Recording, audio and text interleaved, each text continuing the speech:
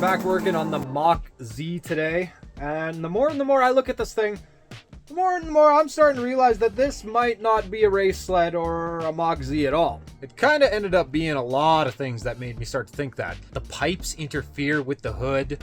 Like, if we look at it, it's like the position of everything, it's like it's meant to be stood up on. If you've been here since I picked up the sled, you'll know that I've kind of gone back and forth on it a whole bunch. It's got that 780 triple in it. We did the motor test on it last time, so we're able to do our compression, and everything seems to be checking out on this thing right now.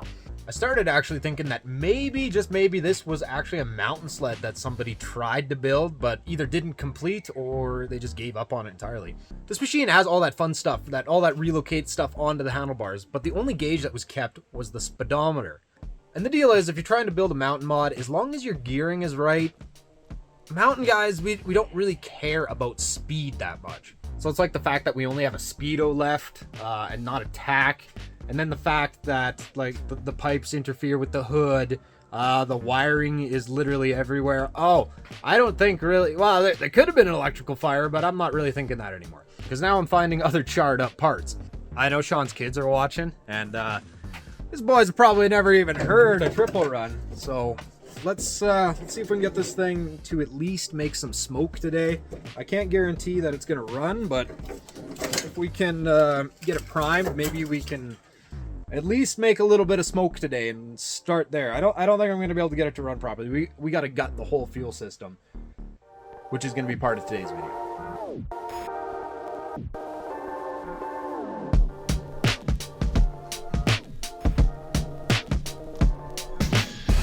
There's been a couple of people have pointed out, hey, that thing's a Summit. I know it looks like a Summit. That's not what the VIN number matches up to. That's not what the engine matches up to. That's not what the chassis really matches up to. The track in that thing is like way bigger than you can get back in the day. I know that it doesn't really look like it, but this thing is actually a complete Franken sled. So I went through all the wiring on this thing. Here's what I found. Those stator connections, actually, they were a whole bunch better than they looked. I know they looked melted and that plug looked a little bit ugly, but once I got into them, the connections were actually fine. So it actually seemed like the heat on that one maybe came from the outside. So I don't know if this motor got really, really hot or if there was actually a fire, but originally I had said that this was electrical fire. I don't really think it was an electrical fire anymore. I think judging by the excess of fuel I'm kind of seeing everywhere, and knowing a little bit of history of these things, probably a fuel fire of some kind. I think we're gonna have to do a wiring harness on this thing at some point, actually, because I went through and I looked at all the ignition coils and I looked at the connectors from the main wiring harness, and it looks like those might have seen some heat at some point too. As far as I can tell, the contacts are fine, and at the end of last video, we made spark, and I couldn't see it. I couldn't see the spark until I actually looked at the video, and at that point I could see spark. So it might have been a little weak, but I did go around, I cleaned up all those connections that were a little bit ugly.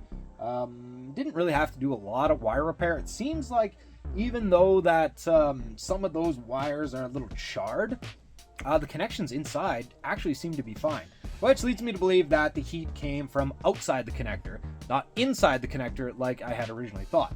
So I changed my mind on the fire. I thought it was an electrical fire. Now I'm thinking more like a fuel fire. The sled has that same thing that every old sled has, is that you pick up this old sled that's a piece of shit, but there's always new spark plugs in it. That's always the first thing people try out. Oh, in addition to that, I did take out the carbs already, and I had like a little bit of a look at the fuel system. Here, come here.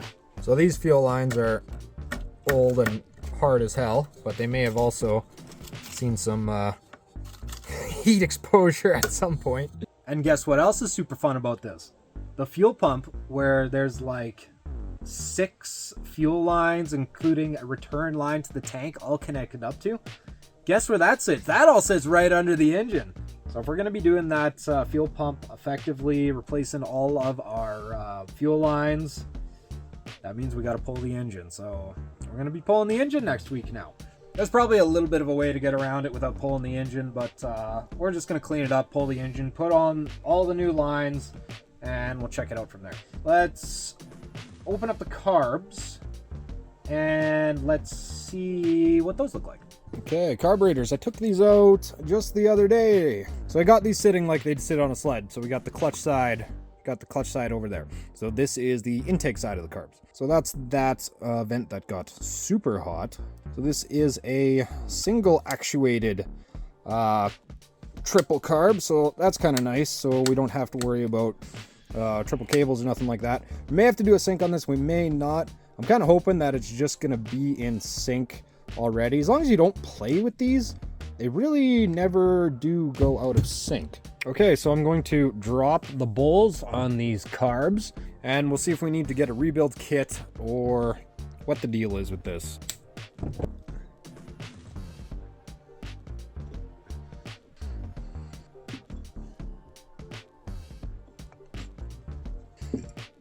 So before even really getting started, missing hardware on the middle carb, and as well as that is irregular hardware on the PTO carb. So these have definitely been fucked with.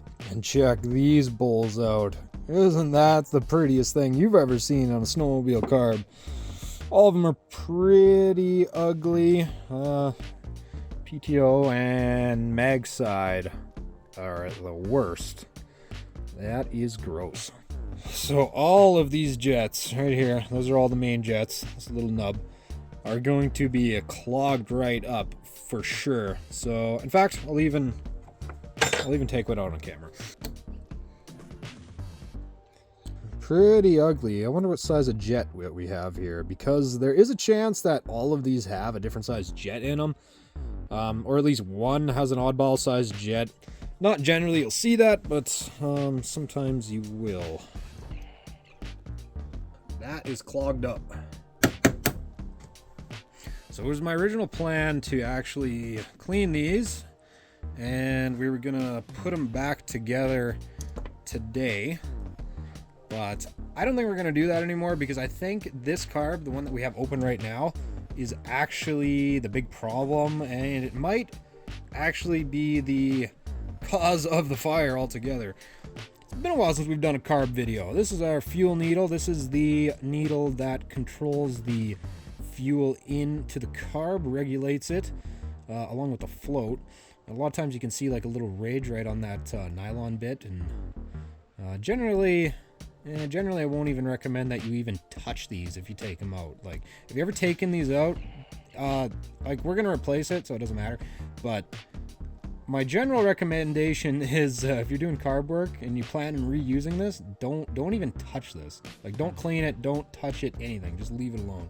This is the only one that I'm gonna take all the way apart on camera, because plans changed a little bit. I was hoping that we'd actually just be able to clean them and stick them back together, but now that I'm thinking that if these were the cause of the issue, we're gonna have to order a rebuild kit for the carburetor. So I do want to try to make smoke with them today here, so that's the only reason I'm gonna put these back in dirty, unclean, because I do want to see if we can prime this thing and then make a little bit of smoke and see if that engine is gonna run, see if our ignition system is gonna be working or not. So I have put in a little bit of work there. If this was just for me, I wouldn't be putting these back together, but I did say that we'd try to make smoke, so let's stick them back together. Maybe we can make a little bit of smoke. This carb's going back in just for you guys.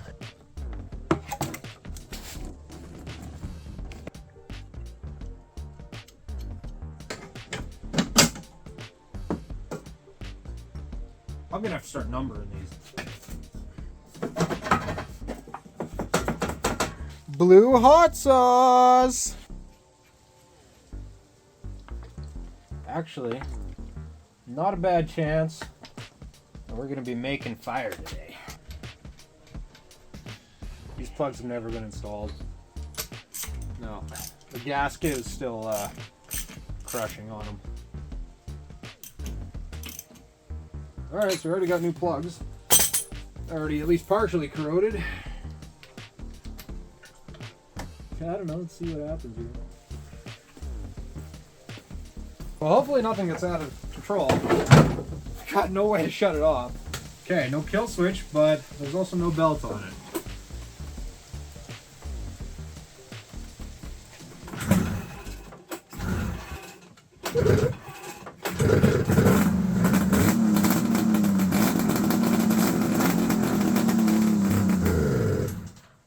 Hell yeah! That makes me so happy, man! That's so sweet. Let's do it again. Oh, that's got a smell to it. I probably have the biggest shit-eating grin on my face ever right now. Ah, I'm all frazzled. I didn't think it was gonna go that well. Let's fire some more fuel in. Have a fire extinguisher handy, boys.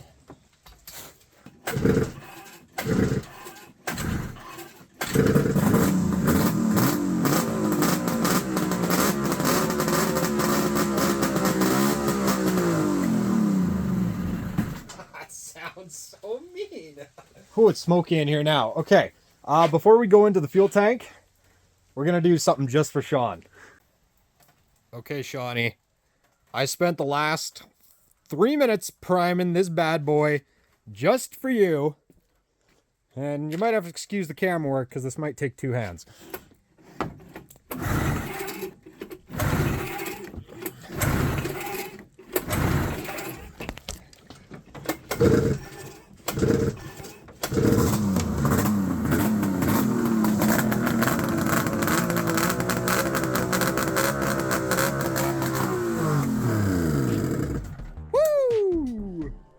Hell yeah, boys! I told you she'd make smoke today, didn't I say that? There, now Shawnee's kids know what a triple sounds like. Gas system, fuel tank. That should be a short job. Ah. Well, that was a short job. Hello. Wow, that tank is so clean. Oh, hell yeah. We're just gonna leave it like this while we work on it.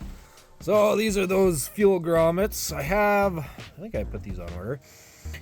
We'll be able to stick some new ones in. So we got 2 going to the tank because the top one, I do believe, is actually return line because these fuel pumps, the fuel pump being, yeah, that's it right there. The fuel pump puts out so much fuel to this engine that it actually needs to recirculate. So we'll be doing everything. We're gonna do all the lines. If I can find the valves, we'll do the valves too.